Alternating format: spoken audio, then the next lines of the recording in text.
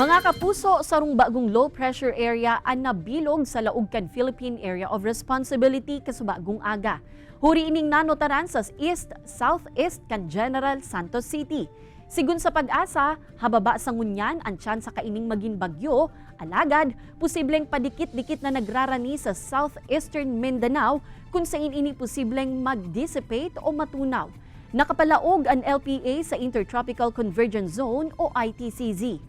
Mapauran yan sa haros bilog na Mindanao, mantang easterlies as in thunderstorms man sa natatadang parte kan nasyon. Sa datos kan Metro Weather, may tsansa nin makukusog na uran sa pirang parte kan Camarines Sur, kaya maging andam po kita sa huma nin baha o landslide.